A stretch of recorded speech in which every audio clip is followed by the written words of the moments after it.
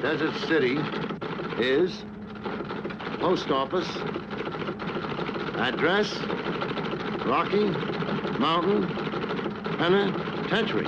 Rocky Mountain Prison. Know anybody up there, Chief? Why, the warden is an old friend of mine. Take a wire. Yes, sir. Listen to this. Prisoner you referred to was released 6 weeks ago after serving 10 years. He is Harry Lake, alias Bernie Burns, alias Frisco Joe, alias Cueball. Description is as follows. Hey, I didn't read the description. I'll take care of the description. Broadcast room. You look them up in the files. Right. Tracy speaking. The killer of the diamond case has just been identified. Broadcast this description immediately.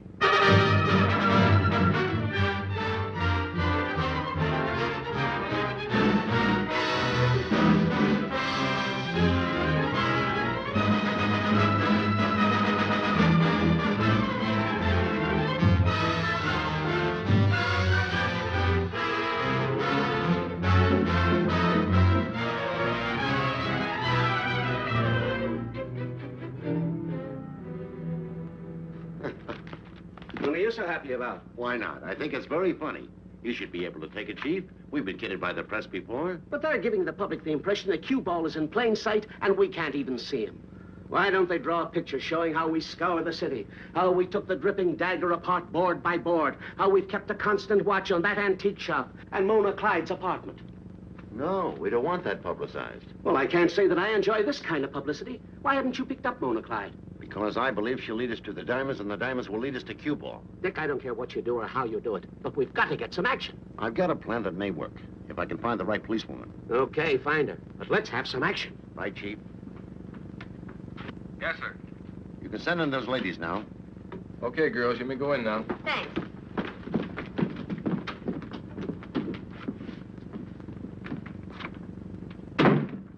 It appears that the great Tracy is about to become inundated by an avalanche of feminine pulchritude. Oh, I'd hardly say they were his type. It's official business, I'm sure. Miss Roberts, you've been with the police force for 6 months, right? Yes, sir. Well, this job calls for a veteran. Miss Leeds, will you stay? You other ladies may leave. And thanks very much for your trouble. No trouble at all, Mr. Tracy.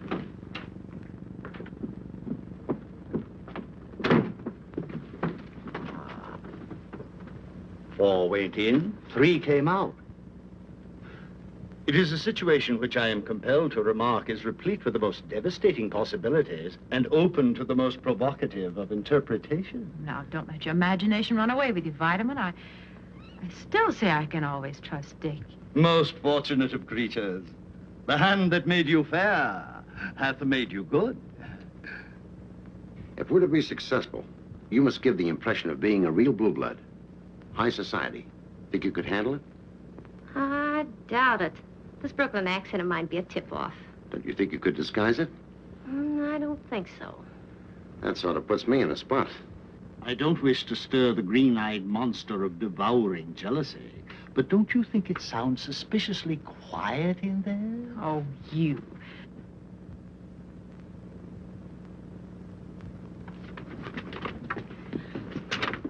Thank you, Miss Leeds. It was a pleasure. Hello, you two. Have you been waiting long? Quite. May we go in now? By all means. Thank you.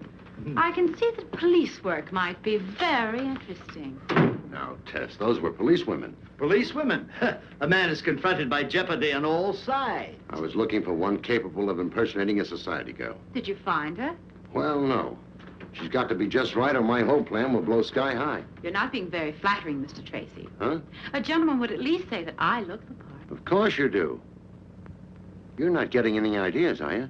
Oh, but I'm sure that I could play the part for you, Dick. No, absolutely no. It's too dangerous. Pardon the intrusion, old fellow, but I must say that Miss Trueheart embodies the quintessence of social grace. Oh, Dick, you've got to let me do it. But I'm afraid the whole thing... Tut. I will school the little lady in social deportment. First, the correct walk. But of all the vital graces, that of making a good first impression is the most important. Ah, how do you do?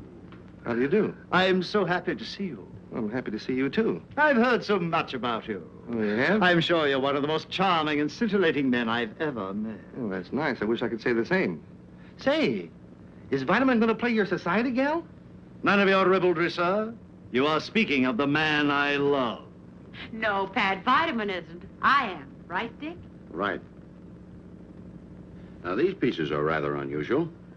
No, I'm sorry, Mr. Sparkle. I'm afraid these won't do either. I hope you haven't found me too hard to please, but I do want something individual. I flew in from Bermuda to have this necklace made up, and, well, I want it for a special occasion. Oh, I see. Perhaps this is what you have in mind. No, I'm afraid not. Well, Miss Belmont, you can't find diamonds such as you want overnight. And even if I could locate them, they would be very expensive. Well, what good is father's money if I can't spend it? Very well, Miss Belmont. We'll try to help you spend it. I'll contact the other dealers immediately. Possibly they may have something you like. I'd appreciate it very much, Mr. Sparkle. I'm glad to do it. Would you mind giving your address to Miss Clyde so that I can get in touch with you later? Of course not. Suite 412, Carlton Arms. Thank you, Miss Belmont. You'll hear from me. You've been very kind, Mr. Sparkle. Oh, and you too, Miss Clyde. Thanks so very much, both of you. Goodbye. Good day. Choosy, isn't she? She can afford to be. I think I'll run upstairs and see what Emil Camber has in his private collection. And you might ask Simon Little if he has any ideas. Yes, sir.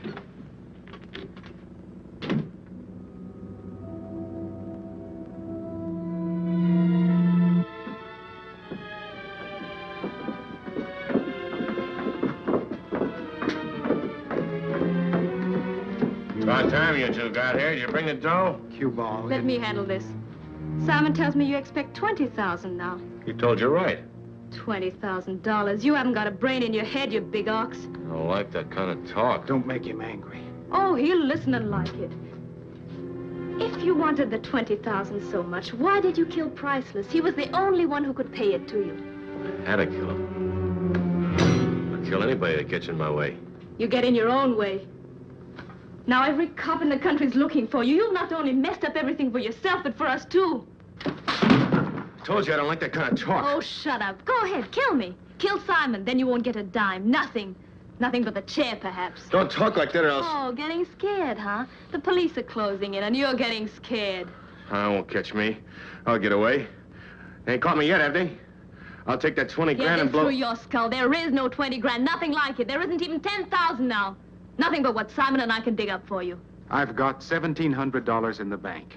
And I've got $2,400. That's $4,100 you can have for the diamonds, Cueball. $4,100, that's all.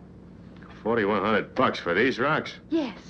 I've got a chance to get them off our hands for about $7,000. Then we'll all be clear. There'll be no evidence. There's a rich heiress. She'll buy them. But she knows they're stolen, and that's all she'll pay. Nobody else will touch them. If you two are double-crossing me... Double-crossing you after you killed Priceless. Keep your diamonds. You can go to your grave with them.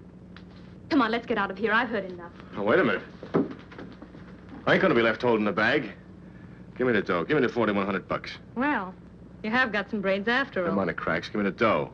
You'll get it tonight, later. Yeah, well, you ain't getting these rocks until I do. Okay. Wait here. I'll wait. Come on.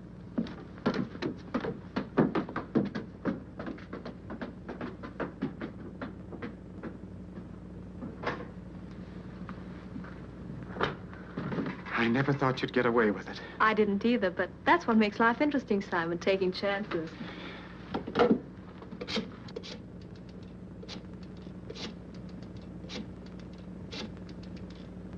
Hello, Carlton Arms. I'd like to talk to Miss Belmont, please. If that's Mona, Tess, don't be nervous. Who's nervous? Hello? This is Blythe Belmont speaking. This is Mona Clyde. I've come across some very unusual diamonds, Miss Belmont. The owner is a very prominent man who is financially embarrassed. He insists the sale be as secretive as possible, so I took the liberty of making an appointment with him at my apartment tonight. In an hour. In an hour? Very well. What's the address, please? 2nd floor, apartment 12. I've got it. Yes. I'll see you in an hour. Come on, Pat, we'll go right over there. Hey, wait a minute. Don't you want to know where you're going? That's Mona's address. We know it by heart. Oh, you do? Don't leave until the last minute, Tess, just in case she calls again. If there are any changes in plans, call headquarters immediately. Right. See you in an hour. Yes, dear. This is one date I know that you'll keep. But I tell you, Miss Clyde, I don't like it. What if something should go wrong? What can go wrong? Now go ahead, get your $1,700. Here's my $2,400. But that $1,700 is all the money I have in the world. You're the weakest, most sniveling excuse for a human being I've ever seen. You've no right. You're right. We pay $4,100 for diamonds.